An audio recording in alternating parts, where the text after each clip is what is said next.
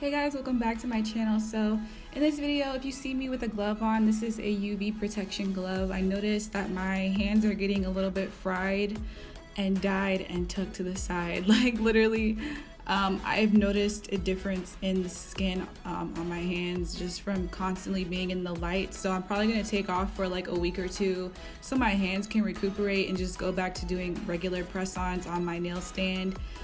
Hopefully you guys don't mind. I know you guys like watching it on my hands, but I'm actually getting concerned about my skin. So please, if you're doing nails every day, protect your hands, get some good sunscreen and stuff. I'm gonna try to find a brand that's really good. Let me know if you guys have found anything. I think because my lamp is super strong, it just fries the crap out of my skin. It's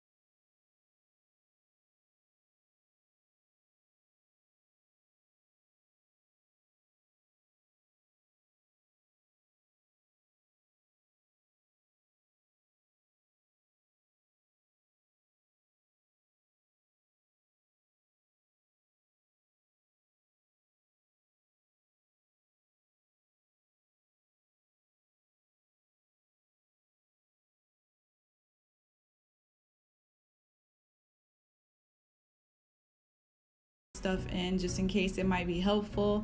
I think my application today was kind of off. I don't know what I was on today. I was not on my game with the application. I feel like I was struggling for some reason. I don't know why. Maybe because I haven't done coffin shape in a while. I've really been doing so many stiletto shapes, but since I'm going to try to stop doing the nails on my hands so much, I might go back to my shorter coffin videos. I don't know. I just want you guys to enjoy the content I put out, so I'm hesitant to do like short nails. So yeah, I'm still thinking about it. We'll see what comes tomorrow. I might figure out a way where I can still do long nails but just not on my hands. I prefer doing the long nails on my hands so I can see how they're sitting and how they're shaped. I find when I do long nails on the nail stand, they look kind of weird when I put them on. They don't look shaped perfectly, and I'm a real stickler on that. So we'll see. Maybe I'll just like build up the nails on the stand and then put them on, shape them up, put them back on the stand. That's just a whole bunch of going back and forth though that I don't really want to do. I don't know, the life of a nail tuber. Like I honestly, it's so funny. I've been doing my nails on my hand every day for maybe, how long? Maybe like a week or more. Maybe like a week and a half. I've been doing the nails on my hand since April 14th. So yeah, we'll say like a week and 2 days I've been doing nails on my hands, maybe with like 2 days off. And I'm already noticing a huge difference in the skin on my hands. Like I cannot stress enough, you guys have to protect your skin from these UV rays. So this is after file shaping and buffing. The nails look so good here, especially because they're matte right now and there's a lot of dust dulling down all the details. But I'm going in with Madame Glam Perfect Black and just hand drawing my cow print. The great thing about cow print is it can look spotty and crazy. I kind of was getting Dalmatian print vibe too. Definitely could go either way. I think the cow print is really in trend right now. I know Ariana Grande is doing it, Kendall Jenner is doing it. So as soon as I saw it, I thought it was super cute. And then when I found out that they had done it, I wanted to do it even more because it just seems very on trend when celebrities are doing it. I don't know. And then I got the inspiration to do the gold accents from a nail tuber here on YouTube called Kira Nail, I think. Guys, I feel so bad when I don't know people's names off rip, but I will have her video linked in the cards because as I was looking through Google for cow print nails inspo, I came across her video and she did a cow print look, and she had like gold buckles on one of her French tip nails. She did like 2 cow print and then 2 French tips, and she put gold buckles. And I thought the buckles were genius with this cow print because it's giving you that country western vibe, and it's giving you like, you know how cows will have like nose piercings and stuff. And so I definitely had to put a piercing in my nail too for this. So I don't know if I put it on screen or not, but I guess I didn't film me piercing the nail. Sometimes I'm not looking at the screen when I do my voiceover. I'm so sorry, guys. This voiceover is really crazy. But yeah, I just pierced the nail with my e-file. It's really not much to it. Just be very careful doing that. And just get you like a cuticle bit or some pointy bit and just go straight through the nail. And you can get piercings for your nails from like Michael's Craft Store. Just get some little loops that you can open and close with pliers. And then after all my spots are cured, I'm gonna draw a gold line right across the nail. This gold polish is new for me from Madame Glam, and it's actually very, very, very pretty. I want to use this a lot more.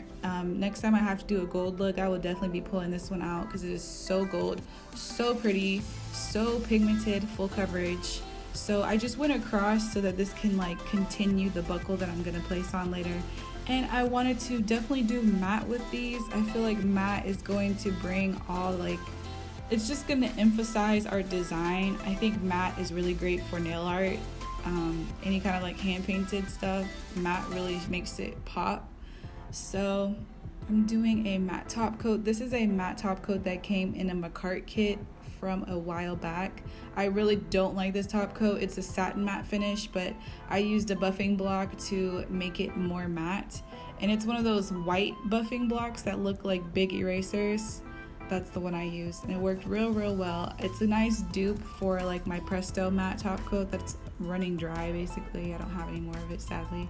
So I placed this buckle on with Zule's Bling adhesive, and I was struggling so bad to show this on camera. It was like falling on the floor. This little chain, or not chain, this little loop that goes inside the buckle. It was falling around everywhere, but you just want to use your pliers to put it on. And yeah, so it's just so, these nails are honestly super freaking cute. I think I'm gonna keep these on. I don't know.